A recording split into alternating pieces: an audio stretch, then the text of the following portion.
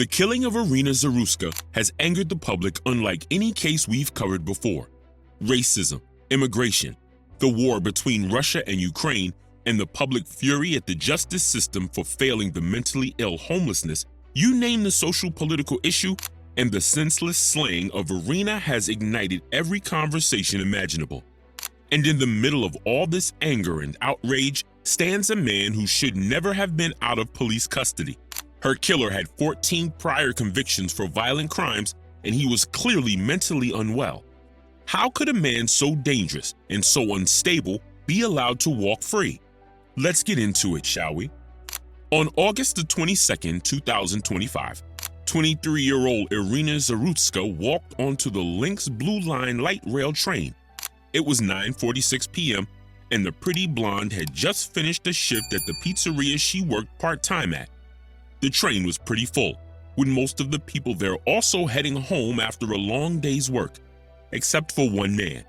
He sat on his own, dressed in a red hoodie, looking unkempt. Not surprising, DeCarlos Brown Jr. was homeless. He didn't pay for his train fare. He jumped the rail and snuck onto the train, allowing it to take him wherever, like he did most days. CCTV shows an unremarkable entrance.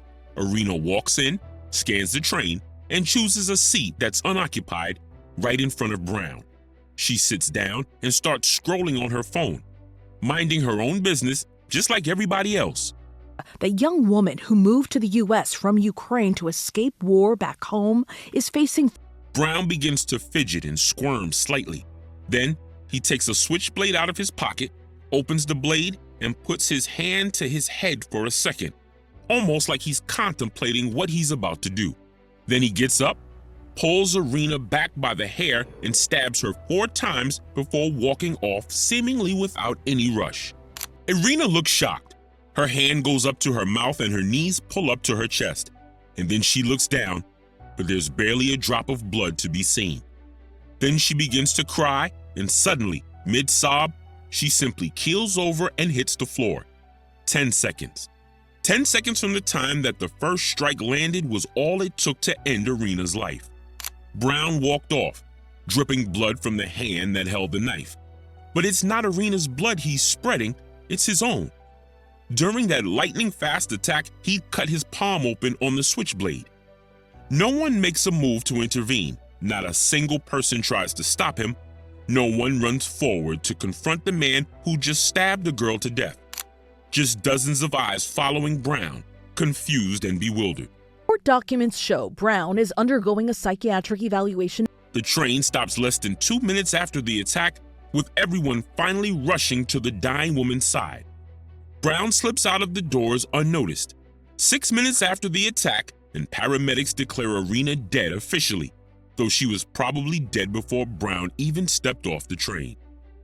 The world exploded with rage. Who was this monster? How could he do such a terrible, unforgivable thing out of nowhere? And how could no one on a fully packed train jump to a lone girl's defense? Was this what we as a society had been reduced to? Just a bunch of onlookers that sat back and watched a defenseless woman get stabbed to death for no reason at all? But hold on a second. Let's look at that recording again, but from a different angle this time. It doesn't change what Brown did or the fact that Irina, sweet and gentle Irina, who had just escaped the horrors of war back in Ukraine, was now dead. But does it give you some perspective as to what the other passengers were experiencing? The 2 people behind Brown didn't realize what was happening, nor did the 2 people sitting across the aisle from them. They literally look up as Brown walks away. That's how quick this all was. They had no inkling, time, or scope of what was happening at all. Then there's the 2 people sitting next to Irina. Directly across from Irina is a woman who sees what's happening and cowers in fear. I can't exactly blame her.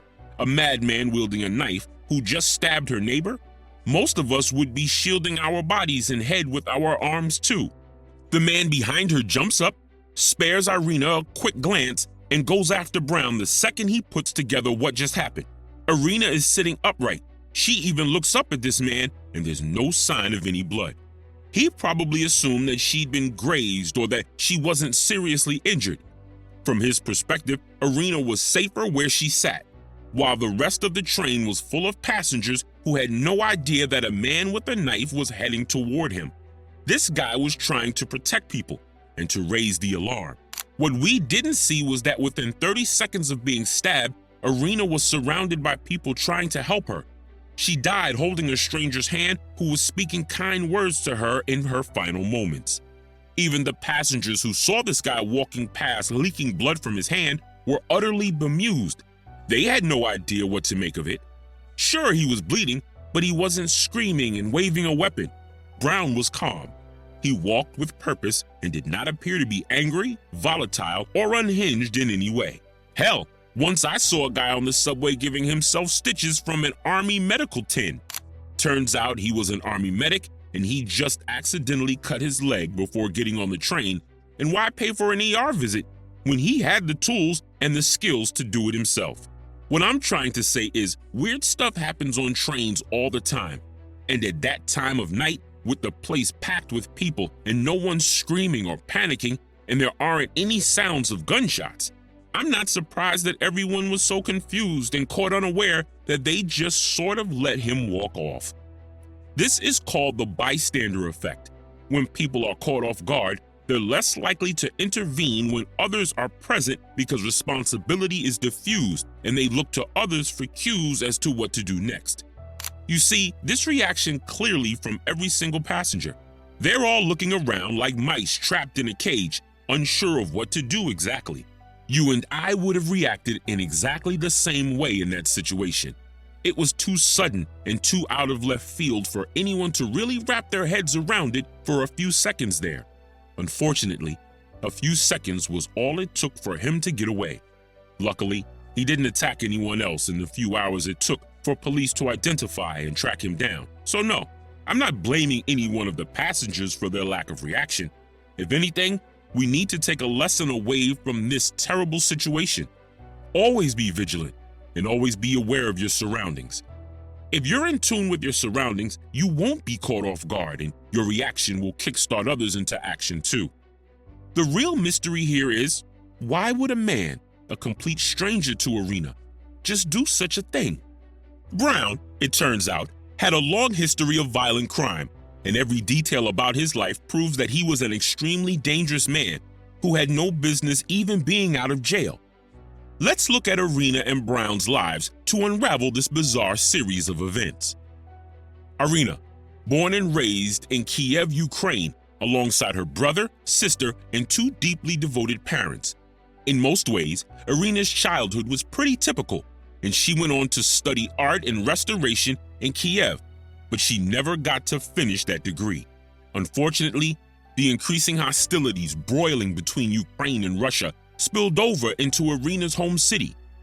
Irina Zarutska took her children, Irina, Valeria, and Boden, and fled with them to a bomb shelter for civilians. Unfortunately, martial law dictated that Irina's father, Stanislav, had to stay behind and fight for his country. All men between the ages of 18 and 60 were to pick up arms to defend the women and children, no exceptions. Irina, her mother and siblings were forced to leave the country on a refugee program without saying goodbye to Stanislav. But he assured them over phone calls that they needed to get to safety. They'd be reunited once the fighting was over. They arrived in 2022, settling in Huntsville, North Carolina, and Irina, now 20 years old, absolutely flourished. She enrolled at Rowing Cabarrus Community College. She decided to study for a veterinary assistant, a practical choice that would result in better job opportunities as well as nurture her love for animals. The arts was still a point of passion for her, but why not take the leap and resume her art restoration degree at a later stage? A vet assistant degree and a job would keep her and her family fed much faster and more effectively. This girl was an absolute force of nature. She juggled English classes and multiple jobs to pay her way through college. Pet sitting, house sitting, a caregiver at an assisted living facility, and at the time of the attack, she was a part-time employee at Zappetti's Pizzeria. Irina even got a boyfriend, also named Stanislav, and they'd moved in together in 2024. He was giving her driving lessons, a great treat for Irina, since her family had never owned a car before.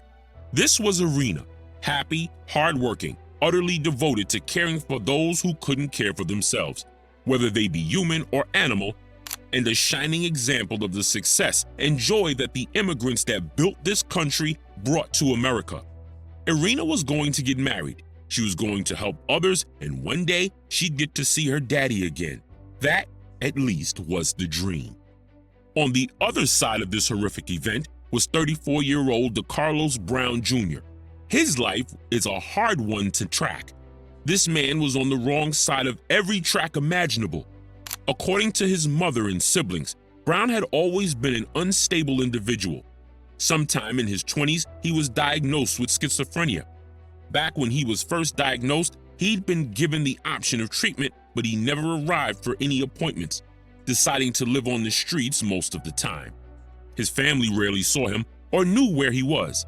The only time they ever got wind of his whereabouts was during one of his many arrests, or if he unexpectedly arrived at his mother's house for a few hours before they called police to save them from his violent outburst. During his adult life, Brown was arrested multiple times. The first occurred at the age of just 16 in 2007 for shoplifting. Every arrest after this point just became more and more violent, robbery being top of the list. In 2015, he was arrested yet again for armed robbery and felony larceny. This earned him a 5-year sentence that he was released from in 2020. For the next 4 years, Brown was picked up half a dozen times for threatening and attacking people, including attacking his own sister just days after being released from that 5-year stint. His sister dropped the charges, hoping that he'd agree to get help instead.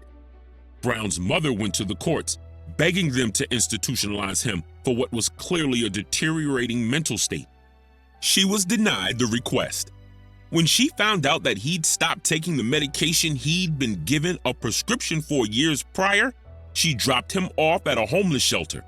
If he was going to refuse to get help, or to at the very least take the medication he so desperately needed, she couldn't risk putting Brown's siblings or her own life in danger any longer. Before you judge his mother too harshly, remember, she'd begged the courts to intervene. She'd gone out of her way to get in touch with outreach programs and public services that offered therapy. Mrs. Brown did everything she could in her power to get her son the help he needed. But with limited resources, the court's refusal to step in, and her advancing age, she had no more options left at her disposal. The family were truly afraid that he'd eventually kill one of them in rage. All in all, he was arrested 14 times over the course of his entire adult life. In January of 2024, Brown called 911. He was a rambling mess, claiming that there was a man-made object implanted inside his body and that his object was making him do things like controlling what he ate, said, and where he went. He demanded that they investigate this mysterious object and to remove it from his body. The officers advised him that this was a medical issue and that he'd do better to contact a hospital with his concerns. Then they slapped him with a charge of misuse of 911. He was eventually released without bond, with the agreement that he'd be professionally evaluated by a court-appointed psychiatrist. Brown never arrived for that appointment, and he just sort of drifted back into society, hopping trains and hitchhiking rides from one town to the next.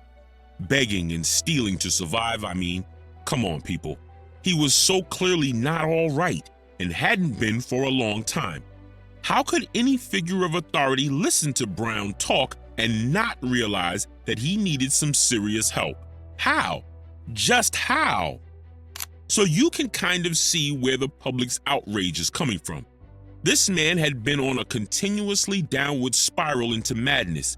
His family had tried to help, and he had refused treatment over and over again. If an individual shows this kind of behavior that is obviously increasing in violence and frequency, they need to be taken into state-appointed care. If their condition is so concerning that there's a real danger to the safety of the general public, then it is the responsibility of the government to enforce intervention. And we're not talking about sending Brown to a prison or some torturous workers camp like back in the 1800s. This kind of intervention, where psychiatric conditions have been diagnosed require institutionalizations with medical professionals that can start the slow and intensive process of therapy, medication, and teaching inmates the coping skills necessary to continue their recovery after release. Brown should not have been out on the streets. How he'd avoided a life sentence in the first place is mind-boggling. After being convicted of 3 felonies, any inmate is automatically given a 25-year prison sentence. More than half of Brown's previous convictions had felony charge implications. Every record of his arrest proved that he was getting more and more violent and unpredictable every year. Now, some will call DeCarlos a monster that deserves the chair. Others claim he's a victim of a system that failed him. Call it what you want, but there are 3 things we can all agree on here. Irina deserved to live a full and happy life, but all of those opportunities and the ability to better others' lives was brutally and senselessly robbed from her. Secondly, Brown should not have been out on the streets. Whether you think he was mentally ill and therefore not fully capable, or you think he was a total monster, both arguments are of no consequence. He was violent and dangerous. He'd proven that on 14 separate occasions. He should not have been allowed to walk free among people that were in danger of him.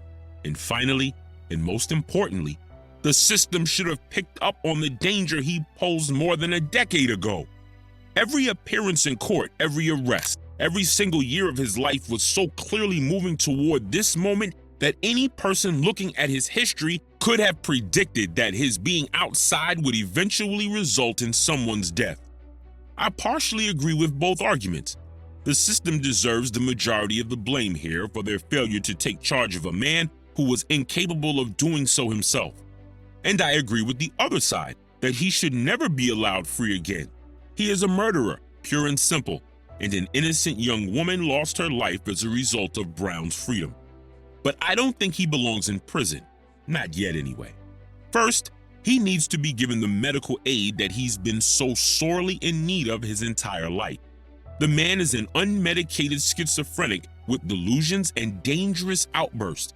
Obviously, he needs serious help from an appropriate medical institution. Throwing someone with such a fractured mind into the prison system would be cruel and inhumane. But opening a GoFundMe for his defense and for crowds to turn up screaming for his release or the allegations that the murder was racially motivated, that I cannot fathom. Anger at the justice system? Yes, that is warranted. Grief for a life lost senselessly? Absolutely. I even feel sadness that Brown was allowed to go unchecked and that his eventual predictable actions would cause such public unrest. But sympathy is too much to ask, I'm afraid. I advocate for those who are mentally unwell. I empathize and I champion those who seek help and who have the courage to conquer their demons. Do I think Brown was a monster? No, I do not. But he is responsible for another person's death, and that deserves a penalty and a removal from society. Unfortunately, my assessment that he needs medical intervention first doesn't matter anymore. Brown was just declared mentally fit to stand trial in what I think was a rushed evaluation due to public and governmental pressure. If found guilty, he'll be sentenced to death. And let's face it, with all of the video evidence and his past criminal history, this case is a slam dunk. He's not getting out of this. And I do not agree that this was the right course of action. This man is clearly very seriously mentally ill. Nobody won here, not Irina, not her family, and neither did Brown or his family. But we've allowed the current political unrest in this country to cloud our judgment when it comes to what a perpetrator deserves, and we've forgotten that there's a victim and her family that deserves justice. And the justice system as it is now is so ineffective that it's causing people to die. That's my 2 cents on the matter. Please discuss the impacts of this case in the comments below. The amount of discourse and outcry that come out of this is exactly what we need to fix a system that's been broken for decades. How many times have we seen this on this channel? The courts, who are notorious for their non-existent oversight, lazy police work, and a system designed to ignore those who need it most. If there can be any light at the end of this terrible tragedy, it's that our legal system gets the overhaul that it's so desperately in need of. Until next time, shares people.